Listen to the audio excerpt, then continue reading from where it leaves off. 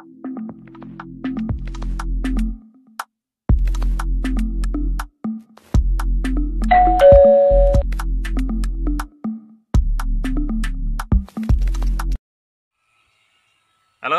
isang masaganang araw po sa inyo mga kasulibay.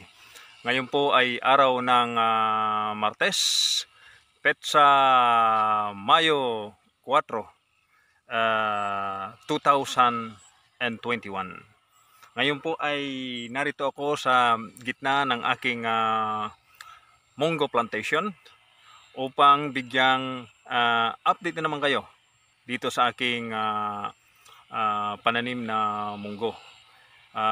Noong una po, ang munggong ito ay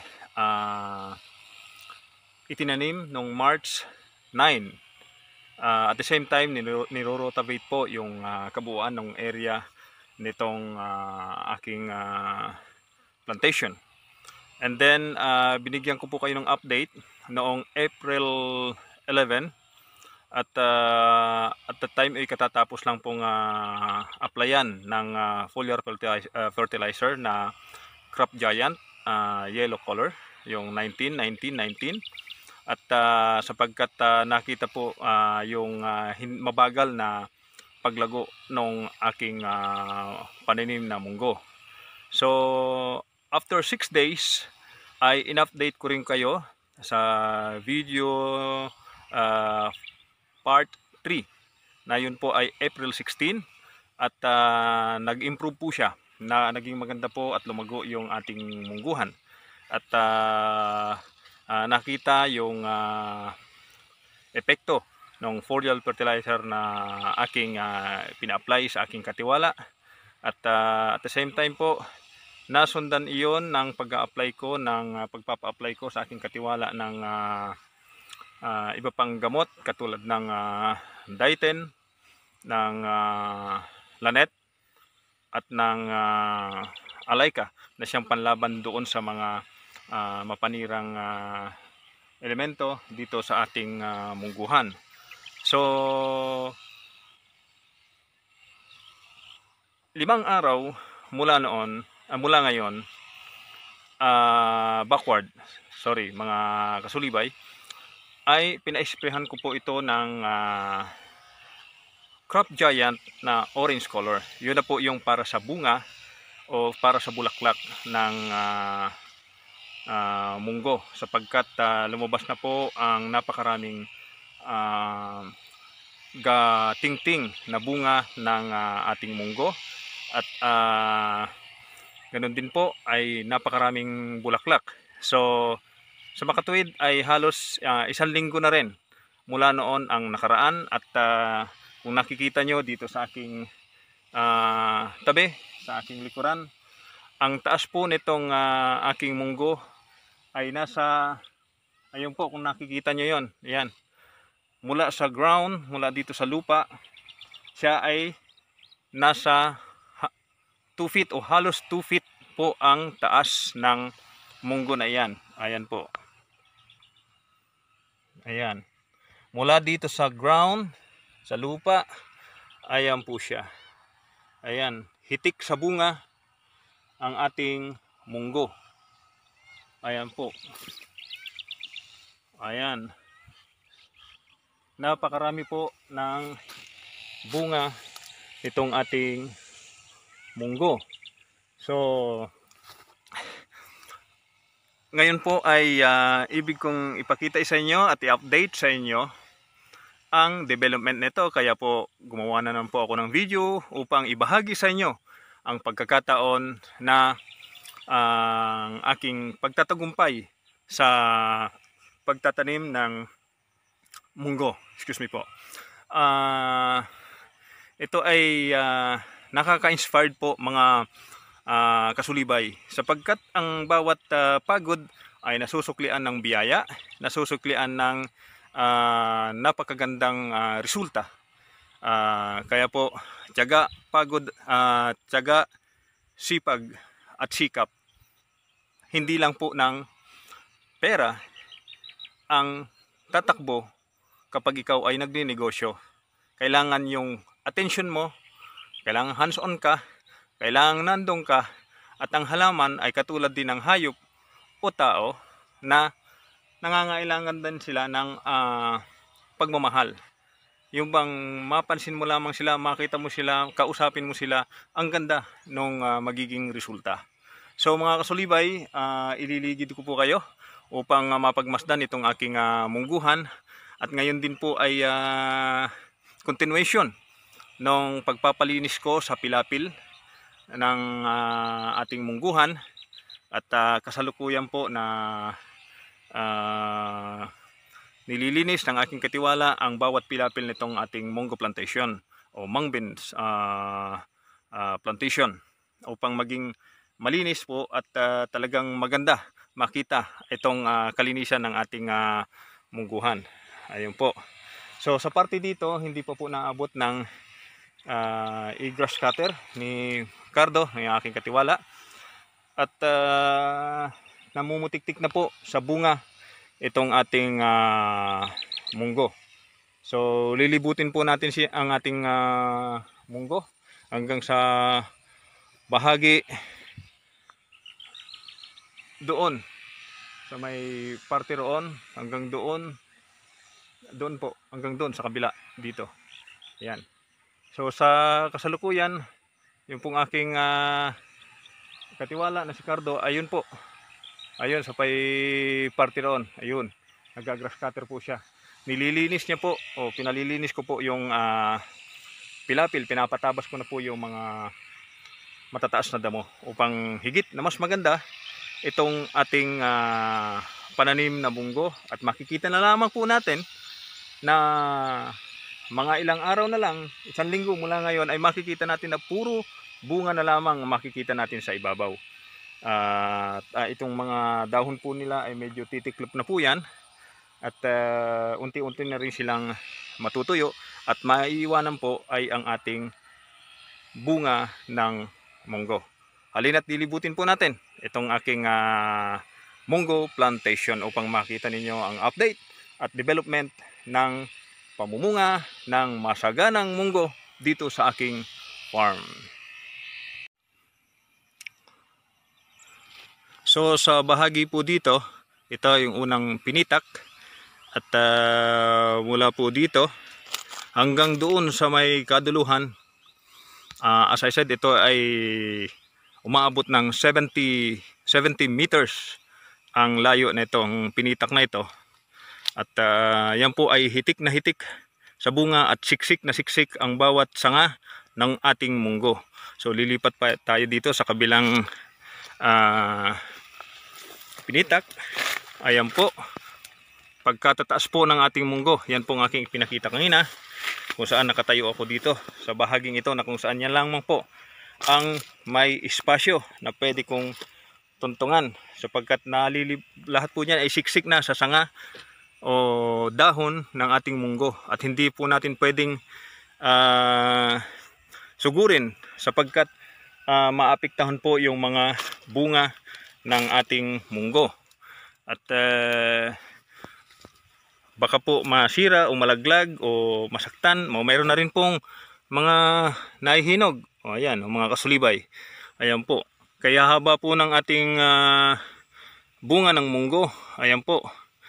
Ayan, nasa 5 inches or more ang haba ng ating hybrid na munggo.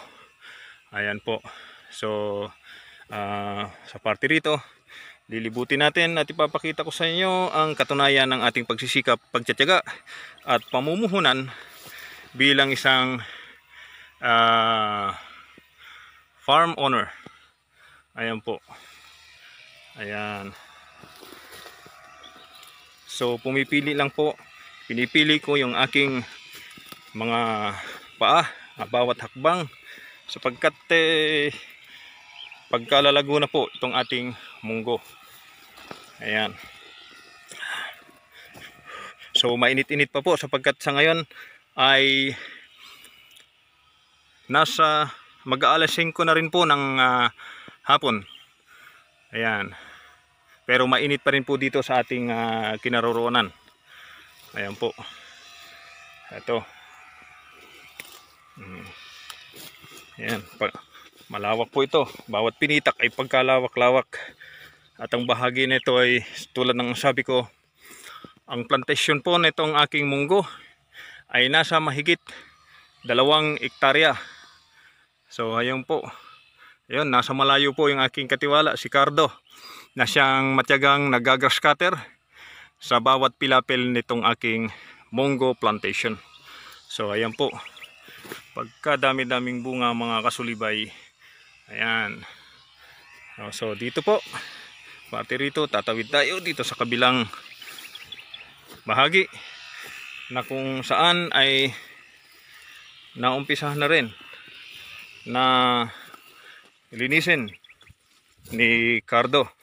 Ay pasaglit-saglit lamang po ang kanyang paglilinis sapagkat masyado pong mainit sa araw o sa katanghaliang tapat o yung mataas na po yung araw ay mainit po.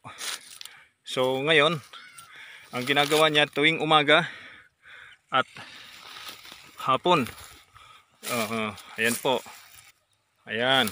So eto, malinis na po ang pilapil ng ating munggo plantation. At makikita nyo lamang po dito sa bahaging ito ay puro ang ating tanim na munggo.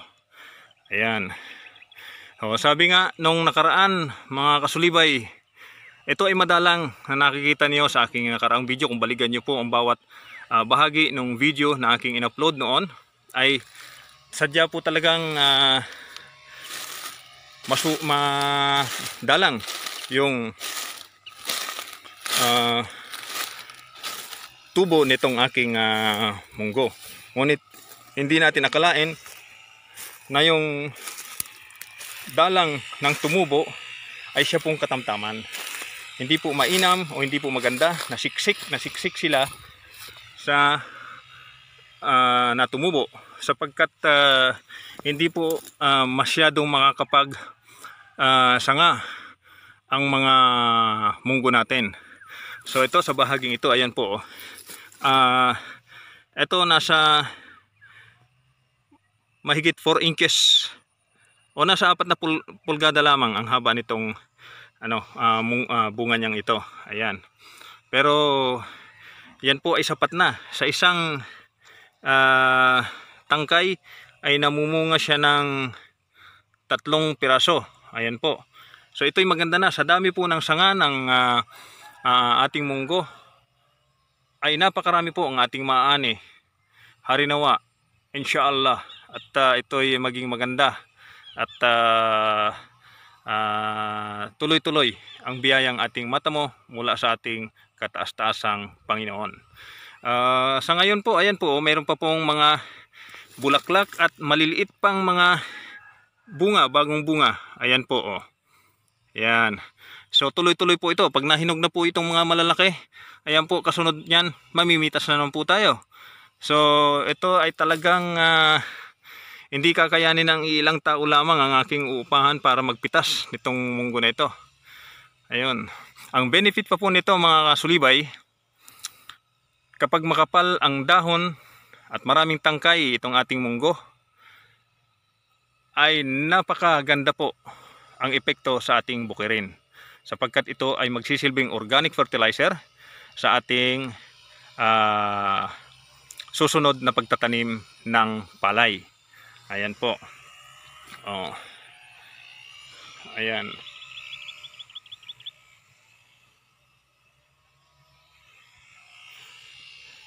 So sa pagkakataong ito po, hindi ako nagpasabog ng nagpalagay ng chicken manure dito sa aking farm para po sa susunod na taniman ng palay.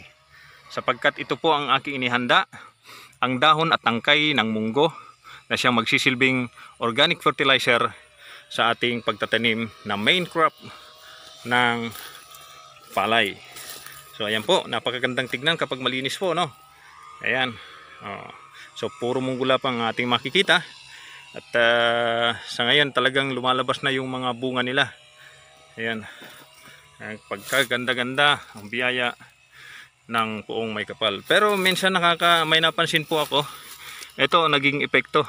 Pagka kulang po, kailangan ma-sprayhan po ito. Ayan oh, may kinain po. Oh, kinainan po ito ng uod. Pero tinanong ko yung aking katiwala, ito po ay kanyang na-sprayhan na raw noong isang araw. Kumbaga ito ay tira lamang doon sa kinain ng uod. Kaya po ito ngayon malinis ang bawat bunga niya. Ayan po ito. Hindi nyo kakikitaan ang kahit na anong parasite o halimbawa yung pong mga langgam, sapagkat yan po ay paboritong pamahayan ng langgam, ang bulaklak ng munggo. At wala ka rin makikitang uod o anumang lumilipad na bagay dito sapagkat ito ay na-sprayan ng lanet at ng alayka. So mga kasulibay, ayan na po ang development. So ito siya. Ayan. So malinis ang pilapil nitong ating mungguhan. Malayo pa po, malawak pa po, abot pa po hanggang doon. Hanggang doon sa kabila po, malayo-layo pa. So titingnan po natin dito ngayon ay yung paglilinis o pagka-grass cutter nitong aking katiwalang si Cardo na napakasipag na tao. So ngayon, ang inyong lingkod nakasaluybay ay hinihingal na naman habang nagsasalita sapagkat lakad ng lakad po dito at mainit nga po mga kasulibay ang ating panahon. So ngayon ay as I said na May 4, 2021 at parang kumbaga summer na summer pa rin po. Wala pang nagbabadyang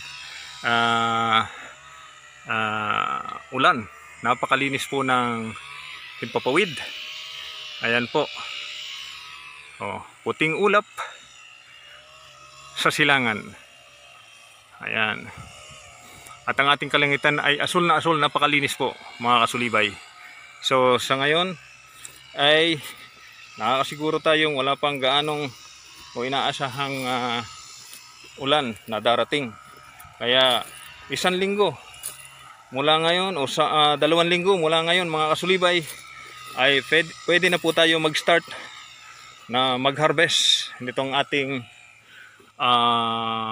munggo o balatong o mang beans. Ayan po.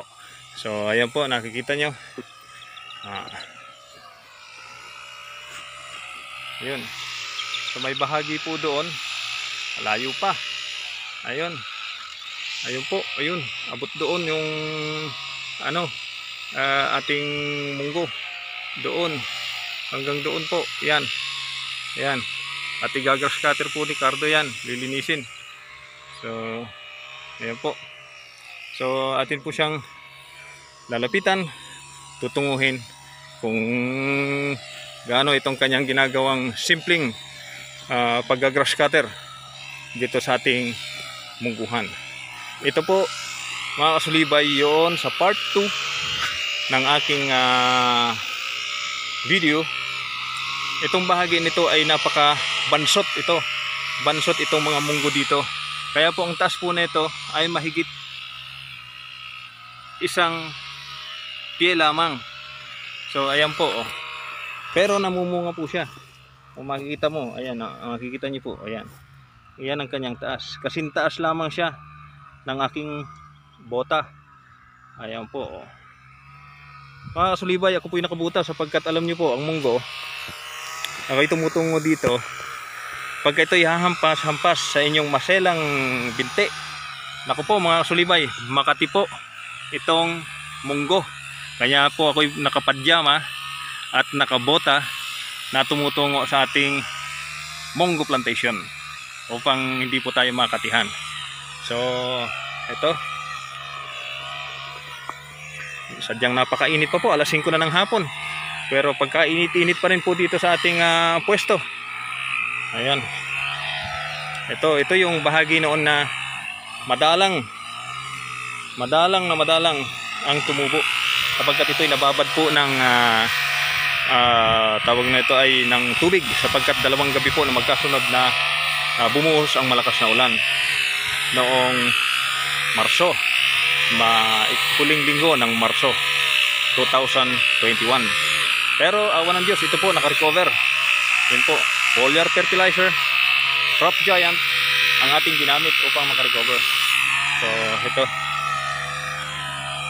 yan, pagkalalaki po ng bunga, pagkatataba, ayan o, ikumpara nyo po sa aking daliri. Ayan, ayan o, gaano po kalapad yan, gaano po kataba itong ating munggo. So ayan po, ayan, tumigil po yung grass cutter na ginagamit ni Cardo pagkat nabalumbunan ng damo yung pong talim ng ating grass cutter. So ito, linis na po. Ayan, makikita natin mga hanggang bukas makalawa ay puro munggo na lamang ang nakatindig dito sa ating plantasyon. Ayan po. Mayroon ding maliit mga kasulibay na namunga at nahinog na. Ito, brown po mga kasulibay ang kulay nitong ating munggo sapagkat ito'y hybrid. Pero mayroon din pong nahaluan ng kulay itim. So pero bihira lang po 'yon mga kasulibay. Ayan. So dito, pahinga po muna si Cardo sapagkat tuloy-tuloy yung kanyang pag-grass cutter mula kanina doon. Yan, hanggang dito. Ayan. So atin pong lilibutin pa ang bahagi dito, yung pong mahinang klase noon. Ito. Pero may bunga rin naman. Nakaka-recover o naka-recover din naman.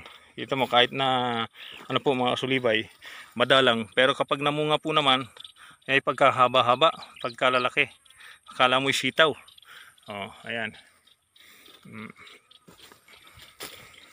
Ito, may hinog na po dito at medyo ito po'y maitim. Ayan. So ito.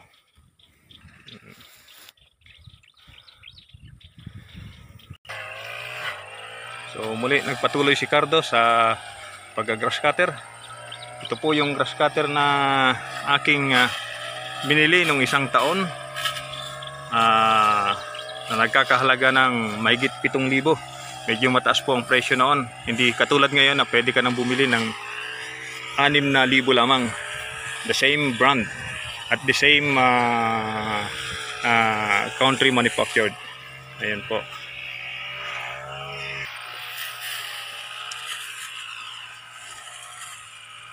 Ayan po, tulad ng aking nasabi, alas 5:15 na po ng hapon mga kasulibay. Ngunit pagkataas-taas pa rin ang araw, mainit pa rin po. Ayan, mainit pa rin po dito. At ako'y pawis na. Ngunit hindi po natin pinapansin yan. Makapaghatid lamang po tayo ng update sa inyo, aking mga viewers and subscriber. Kaya ako'y lubos na nagpapasalamat sa inyo at patuloy kayong sumusuporta sa aking bawat video na ina-upload.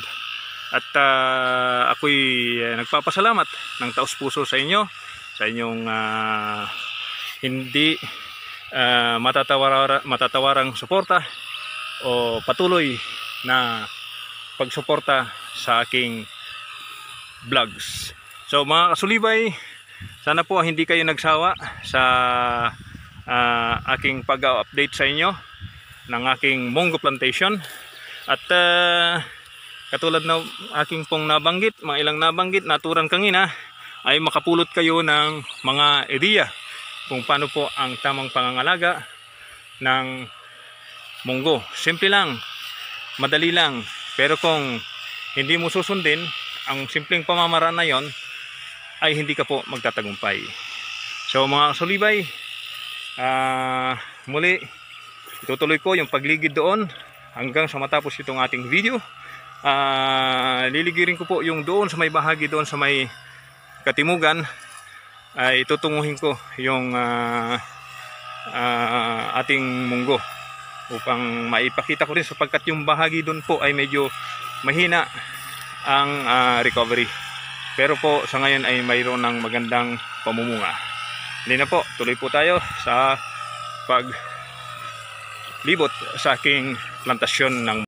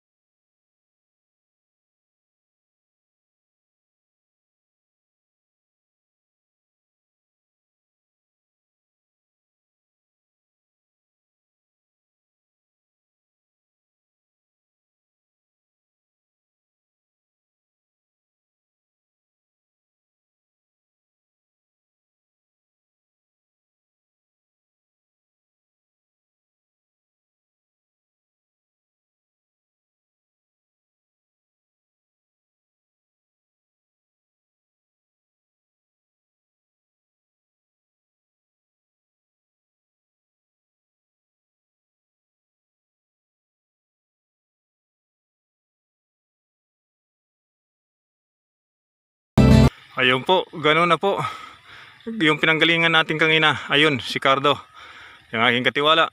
Ganoon na po kalayo yung ating distansya mula sa kanya. At ating, tulad ng aking sabi, na nilibot ko po itong ating plantasyon ng munggo. Ayan po, nandito na po ako sa may bahaging timog. At tutunguhin natin yung may malayo pa doon, sa may banda roon pa. Titingnan natin yung resulta ng pumumunga ng ating munggo sa may bahagi roon.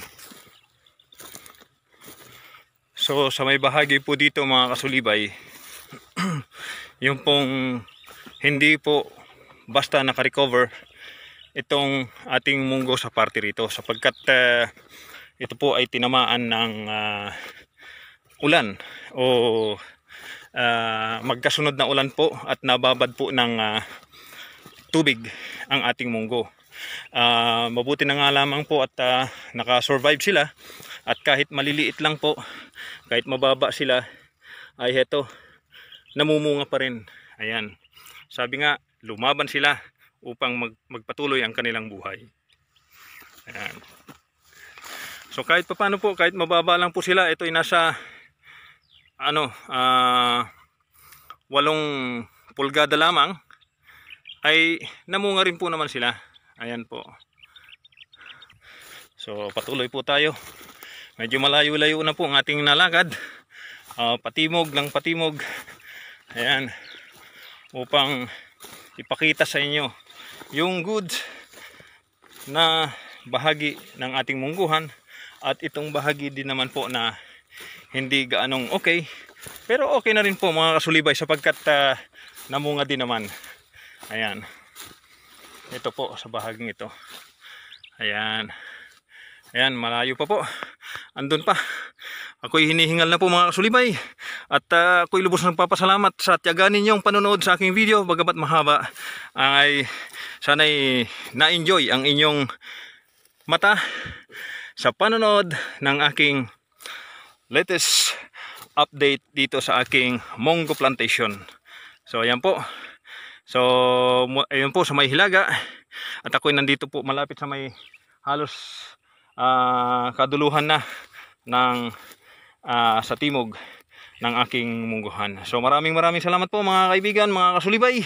At sana ay patuloy kayong sumuporta, mag-share, mag-like at mag-subscribe sa mga hindi pa nakaka-subscribe sa aking channel. Maraming salamat po at mabuhay po tayong lahat. God bless. Hanggang sa muli. Thank you po.